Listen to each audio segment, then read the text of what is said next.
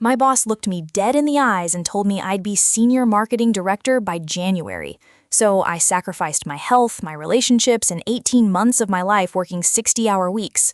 Then I walked into a company-wide meeting and watched him hand that title to someone who'd been there 4 months. And the worst part? He had the audacity to ask me to train her. I need to take you back to where this nightmare began, because I promise you, I didn't see this coming, not even close. I'd been at Meridian Solutions for 3 years when my boss, Richard Calloway, called me into his corner office on a Tuesday afternoon. Richard was the kind of man who wore his success like cologne, expensive suits, firm handshakes, and a smile that made you feel like you were the most important person in the room. At least, that's what I thought back then. "Sarah," he said, leaning back in his leather chair, "I've been watching you, and I think you're ready." My heart started racing. I'd been working toward this moment since the day I walked through those doors as a junior marketing coordinator. I'd stayed late when everyone else left. I'd volunteered for every project no one wanted. I turned our social media presence from a joke into something that actually drove revenue. "The senior marketing director position," he continued, his eyes locked on mine. "Between you and me, it's yours. Marcus is retiring at the end of next year, and I want you in that seat." I remember my hands were shaking. Senior marketing director, a $40,000 raise, an actual team to manage, the validation that all my sacrifices meant something. "But," Richard said, and I should have known right then that "but" would destroy me, "I need to see you step up even more. The board wants to see leadership potential, someone who goes above and beyond. Can you do that for me, Sarah?" I nodded so fast I probably looked desperate, but I didn't care. I had a path forward. What followed was the most grueling 18 months of my professional life. Richard started piling projects on my desk like he was testing how much weight I could carry before I collapsed. The Henderson account? Mine. The complete rebrand of our B2B division? Mine. The crisis management when our CEO's tone-deaf tweet went viral? Also mine. I stopped leaving the office before 8 p.m., then it became 9, then 10. My boyfriend at the time, Jake, started calling me a ghost. We'd been together for 2 years, and suddenly I was missing dinners, canceling weekend plans, falling asleep mid-conversation because I was running on 4 hours of sleep and pure anxiety. "You're killing yourself for these people," Jake said one night when I stumbled through the door at 11:30. "When's the last time you took a day off?" I couldn't remember, but I told myself it was temporary. I told myself Richard saw my potential. I told myself the sacrifice would be worth it. Every few months, Richard would call me into his office for what he called development conversations. He'd review my latest wins, nod approvingly, and remind me that the promotion was coming.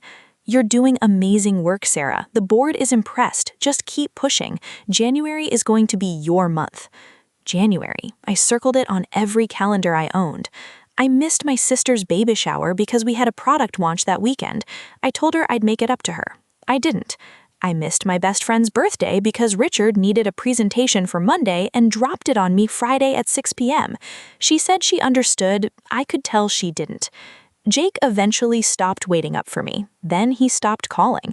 Then one Sunday morning, he sat me down and told me he didn't know who I was anymore. We broke up 2 weeks before our 3rd anniversary. I cried in the parking garage at work. Then I wiped my face, walked to my desk, and finished the quarterly report because Richard needed it by noon. By month 16, I was a shell of myself. I'd gained 20 pounds from stress eating. I had dark circles so deep they looked like bruises. My doctor told me my cortisol levels were concerning and asked if I'd considered therapy. But I was so close, just 2 more months until January. 2 more months until everything I sacrificed would finally pay off. Then came December. Richard called an all-hands meeting, which wasn't unusual, we had them quarterly, but something felt different this time. There was an energy in the room I couldn't place. Richard stood at the front beaming like he'd just won the lottery. "I have some exciting news," he announced. "As many of you know, Marcus is retiring after 23 incredible years. Big shoes to fill." He paused dramatically. "But I'm thrilled to announce that we've found someone extraordinary to step into the senior marketing director role." My heart was pounding. This was it. This was my moment. I straightened in my chair, ready to hear my name. "Please join me in welcoming our new senior marketing director, Brittany Chen." The room erupted in applause. I sat frozen, my blood turning to ice. Brittany Chen, the woman Richard hired 4 months ago from some competitor I'd never heard of, the woman I'd personally trained on our systems, the woman who'd complimented my work ethic and asked me for advice on navigating office politics. She walked to the front of the room, smiling and waving like she'd just won Miss America, and Richard had his arm around her shoulder, looking at her the way he used to look at me when he talked about my potential. I don't remember the rest of the meeting. I don't remember walking back to my desk. I just remember sitting there, staring at my computer screen, feeling like the floor had disappeared beneath me. Then Richard appeared at my cubicle, still smiling that salesman smile. "Sarah," he said quietly, "I know this is probably a surprise, but Brittany has some connections we really need right now. Her dad's on the board at Texton, and we're trying to land that contract. It's business, you understand." I couldn't speak. I literally could not form words. "But hey," he continued, clapping his hand on my shoulder like we were old buddies, "I was actually hoping you could help her get up to speed. You know this department better than anyone. She could really use your guidance." He wanted me to train the woman who stole my promotion? Okay, I have to stop here for a second because I still get angry thinking about this moment. Did he really just ask me to train her? After 18 months of 60-hour weeks? After I lost my relationship? After I missed every important moment in my life for this job? Subscribe if you think I should have quit right there on the spot. Drop a comment telling me what you would have said to him, because what I actually did next, it surprised even me. I went home that night and did something I hadn't done in 18 months. I sat in complete silence and thought about my life. No emails, no presentations, no strategy documents. Just me, sitting on my couch in the dark, replaying every promise Richard had made. Every "just push a little harder." Every "January is your month." Every lie. And something inside me shifted. I wasn't going to quit in a blaze of glory. I wasn't going to cry or beg or make a scene. No, I was going to be strategic.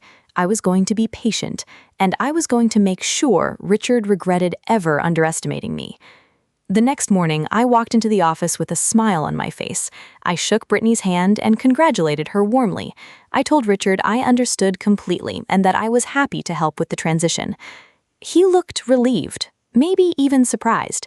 See, this is why you're invaluable, Sarah, a real team player. Team player, right. Over the next 3 weeks, I was the model employee.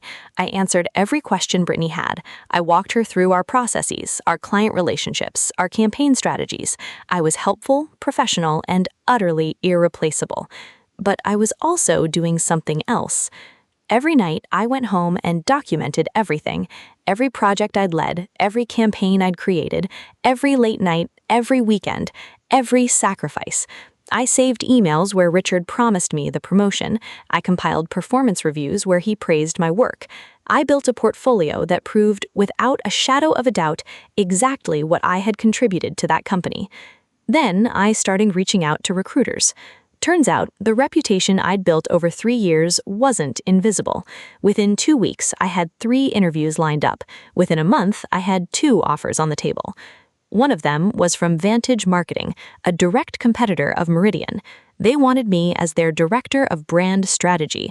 The salary was $50,000 more than I was making, full benefits, actual work-life balance policies, and they didn't need me to sacrifice my soul to prove myself. I accepted the offer on a Friday. I submitted my 2 weeks' notice on Monday morning. Richard called me into his office within the hour, looking like someone had just told him his stock portfolio crashed. "Sarah, what's going on? This is so sudden." "I received an offer I couldn't refuse," I said calmly. "I'm moving to Vantage." His face went white. Vantage was the one company Meridian feared. We'd been competing for the same clients for years. "Vantage? You can't— Sarah, everything you know, everything you've built here—" "Everything I've built here," I interrupted, "is exactly what I'm taking with me. My skills, my experience, my reputation." I paused. "You should have given me the promotion, Richard." He sputtered something about counteroffers, about how maybe he could talk to the board, about how maybe there was another position they could create for me. "It's too late," I said. "It was too late the moment you gave my job to someone else and asked me to train her." Those 2 weeks were fascinating. Suddenly, Richard was everywhere I turned, trying to make nice. Brittany started panicking because she realized she didn't actually know how to do half the job. She'd been relying on me for everything. Clients started asking who would handle their accounts when I left. On my last day, I sent a company-wide email thanking everyone for 3 wonderful years. I kept it professional, I kept it classy, but I made sure to include my new contact information at Vantage, just in case anyone wanted to stay in touch. 3 of my former colleagues reached out within a month. 2 of them are now on my team. But here's the real ending, and I promise this is worth the wait. 6 months after I left, I got a call from a former coworker who'd stayed at Meridian.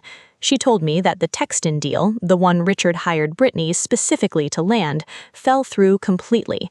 Turns out, having connections isn't the same as having competence. Brittany botched the presentations so badly that Texton's board was actually offended. Richard was quietly encouraged to explore other opportunities by the end of Q2. Last I heard, he's doing freelance consulting, which is corporate speak for unemployed. And Brittany? She lasted 8 months before she decided to pursue other passions. The senior marketing director role sat empty for almost a year because they couldn't find anyone willing to take it. Meanwhile, I'm 2 years into my position at Vantage. I've been promoted once already to Vice President of Brand Strategy. I have a team of 12 people. I leave the office by 6 most days. I'm dating someone who actually sees me because I have time to be present. Last month, I got a LinkedIn message from Richard. He wanted to catch up and discuss potential collaboration opportunities. I left him on read. Here's what I want you to take away from this story. Promises mean nothing, documentation means everything, and the best revenge isn't always dramatic. Sometimes it's just building a better life without the people who tried to use you. They wanted me to be a stepping stone. Instead, I became the competition. Thank you so much for listening to my story all the way to the end. If this resonated with you, please hit that like button and subscribe so you don't miss the next one. And if you've ever been promised something at work that never materialized, a promotion, a raise, recognition that never came, I want to hear your story. Drop it in the comments or send it to us directly. Your experience might be featured in our next video. Until then, take care of yourselves, know your worth, and never let anyone use your ambition against you.